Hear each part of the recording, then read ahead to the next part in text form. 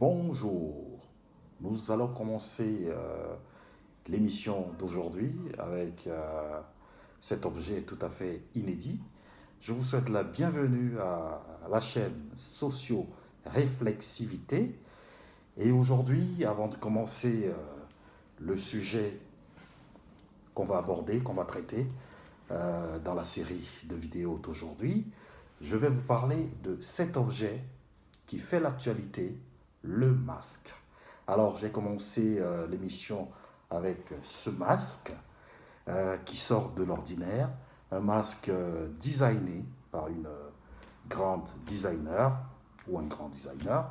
Voilà, je ne vais pas vous dire qui c'est pas l'objet de l'émission, de notre sujet d'aujourd'hui, mais du moins, c'est pour vous dire à quel point nos vies vont changer. Nous vivons un changement social qui viendra s'ajouter à d'autres changements sociaux. Je vais quitter ce masque parce qu'il n'est pas confortable du tout.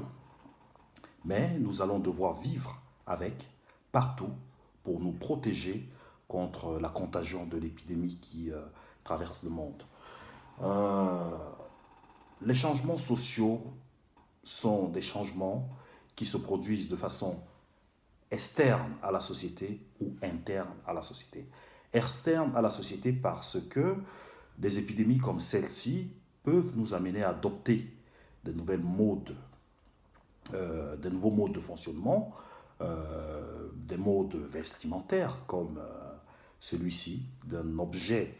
On passe d'un objet utilitaire, d'ailleurs d'un objet médical, à un objet utilitaire fait un tissu cousu avec des élastiques au bord, alors qu'au départ c'était un objet médical. Là, il est utilitaire et ici, on passe à un objet de mode. On va pouvoir se distinguer à travers le masque. Rien qu'avec le masque, on peut déjà savoir de quelle classe sociale appartient quelqu'un. Donc, j'ai acheté ce masque exprès, je voulais vous en parler, pour vous amener également à réfléchir sur tous les changements sociaux dont l'humanité fait l'objet depuis les siècles passés. Songez ne serait-ce que à l'évolution du maillot de bain. Le maillot de bain qui était quelque chose d'assez large, s'est rétréci aujourd'hui, voilà.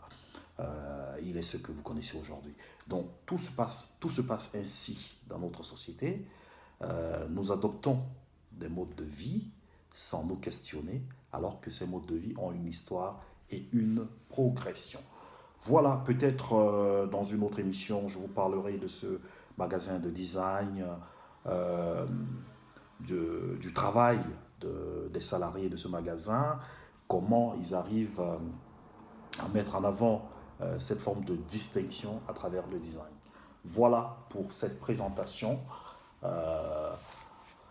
dont le masque était l'entrée pour aborder notre sujet, le sujet qui va nous intéresser aujourd'hui concernant la sociologie du travail.